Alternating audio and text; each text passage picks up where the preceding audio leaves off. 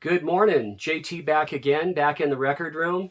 And this morning I'm going to show some used records, thrift store records that I found here in Reno, some very recently and some not too long ago. And I definitely want to give a shout out to someone, and that would be Gary at Physical Format Rock and Roll. Gary is such a great guy, great channel. Check him out. He's always been so supportive of me, and he kind of gave me this idea about my used records. I have so many in my collection of about 3,000 records. About a third of them, I'd say, are secondhand thrift store, and I only keep the clean ones. So I just recycle or donate the rest. So let me go ahead and get started. I have about 15 records, and every Monday I'm going to go ahead and do this. I'm going to do thrift store finds on Mondays. So first of all, this one I scored at a secondhand store, and this is the Allman Brothers, and this is Enlightened Rogue, and some think that this isn't a very good Allman Brothers record. I beg to differ. The Pegasus on here is so good. Crazy Love. There's a bunch of really good tracks on here, and here they are. Let me show you. Love the Allman Brothers. And here's the back cover. Yeah, and that Pegasus on there is just so good. Dickie Betts really shines on that one. And next, this is such a beautiful, clean copy of Leo Katki, 6 and 12 string guitar. Love having this record. I used to hear this in the early and mid 70s.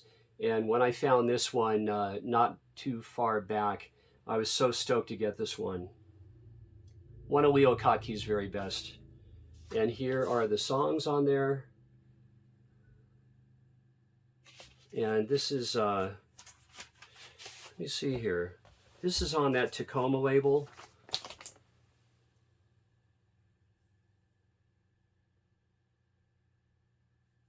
Man, I love Leo Katki. And not long ago, this one coming up was about a month ago. And what I really love about this one is Fresh Air, and Who Do You Love is on here. It cuts from Happy Trails, and this is the best of Quicksilver Messenger Service. And really like this record. But this record, it makes me want to have Happy Trails and the very first Quicksilver album, which I'm probably going to buy from Acoustic Sounds here coming up pretty shortly. So, yeah. Just great. Love Quicksilver. I saw them in 1973. And next up, guys, now this one came from a drummer that worked with my mother at the Hotel Riverside here in Reno. My mother was on the chorus line. Smokey was the house drummer for the orchestra. And he passed away. He was in his mid-90s. And a fella got his collection over in Carson City, brought it to Reno, and I was able to go over there and pick several records. I mean, more than several. I'd say about 40 to 50 records from Smokey. And here, on Atlantic Records, I got Ray Charles in person. Such a great record. This should be on the old Atlantic label. Let's have a look. Oh yeah. So there you go. Very glad to have that record. And here are the tracks. And of course, Ray Charles, anything that he does on Atlantic is definitely happening.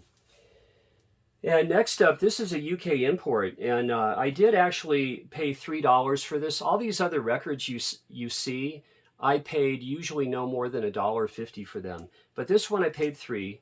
This is a... Wait a second. No, this is a US press. And here's the Hollies' Greatest. This is a wonderful record. It sounds really good too.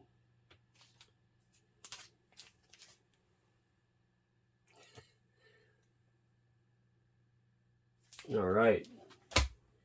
And next up, now I have a lot from this band from the early 60s and mid 60s. Here are the Ventures with that cheesecake cover, that great cover. This one is a cleaner copy than my original. This one is a VG Plus. It's so cool to have this record.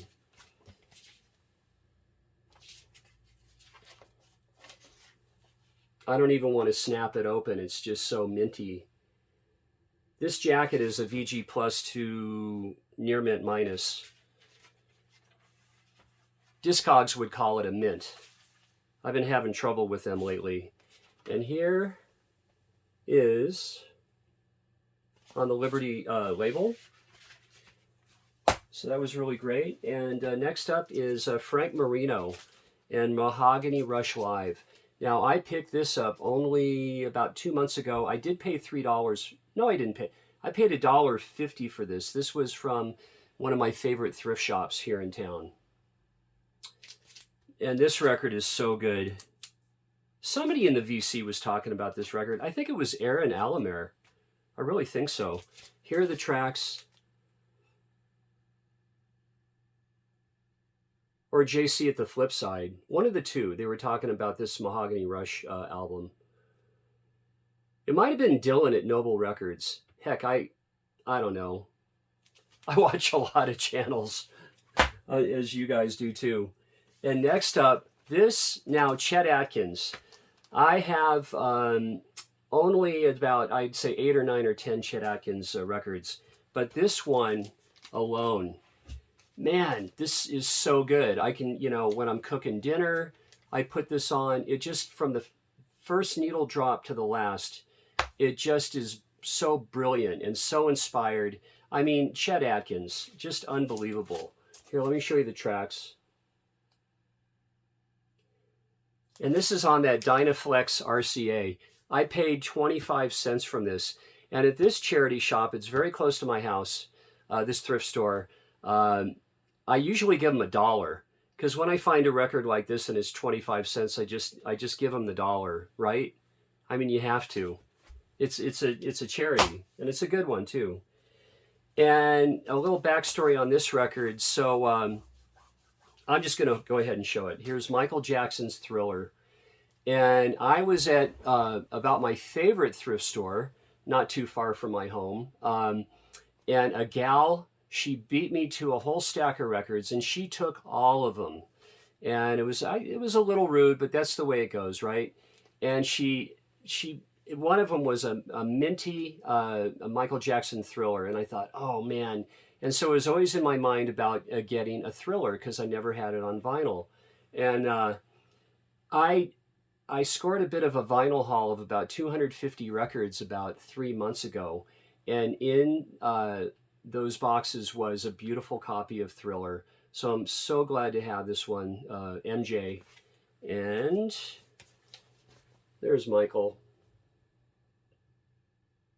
My brother-in-law, Scott Klein, worked with his father, Joe Jackson, in Las Vegas. We have a lot of drummers in my family. Scott was a phenomenal jazz drummer and did a couple world tours with, I won't name drop this time, with a major artist. But yeah, he worked with Michael's father, and the stories are true, guys. So next up would be, now this one, actually, yeah, I found this one about 7, 8, 9 months ago, $1.50, and this is a record I grew up with. And Rich Strickler, of course, him and I, we're going to do a video this coming Monday. We're going to cover the first 2 Jackson Browne albums. Rich and I, a little podcast. And that will be, actually, is it Tuesday? Anyway, Monday or Tuesday. I'll have to check my calendar. And Parsley, Sage, Rosemary, and Thyme. Such a wonderful record. And this should be, this is just on the Red Columbia. But this is very clean. It's a VG Plus, at least, on the vinyl. I just played, when I cooked dinner last night, I played Paul Simon's Greatest Hits. What a wonderful record. I'm just going to have to get back to the well here and you know, with Paul Simon, some of the great singer-songwriters. And this one was so great to find. Look at this, guys. From Elton John. This is Blue Moves. This is sealed. I mean, now wait a second. I paid $3 for this. And I was wanting this record because, you know, this is really, you might say, one of the last of the run of 8 or 9 records that Elton put out. And this is a wonderful record. And I'm not going to break the seal on this until I'm really ready, because I do have this on digital, and I do a lot of playlists in the car. So glad to have this. Blue Moves. And next here is another Leo Katki, and this is Greenhouse. And what's so great about this record, we have In Christ There Is No East or West, a classic Leo Katki, which John Fahey, of course, did as well. And this is a record that I grew up with. As a 16-year-old kid in Southern Nevada, I would go to my friend's house, get stoned, and put this copy of Greenhouse on. Yeah, love this record. And speaking of, here is the best of John Fahey. And this has all the great John Fahey songs on here. And this is also a thrift store find. This is extremely clean. He does his great, he opens, the first track is Sunflower River Blues, which is just classic John Fahey. So great. If you don't have any John Fahey and you like acoustic-based records, this would be one to get. Now, this one came from the jazz drummer Smokey as well. This was in that score of about 40 to 50 records. And Bookends, this is about my favorite Simon and Garfunkel record. Well, top 3 anyway. And I got to show you this. All of Smokey's records were original. This is on the 2i Columbia. And it plays beautifully. And next up is one of my all-time favorite bands ever, and that would be the Buffalo Springfield. So great. And this is about a second press on Atco. Wait a second. Yeah, about a second. And I've had this one for about 6 months. Thrift store. And the songs...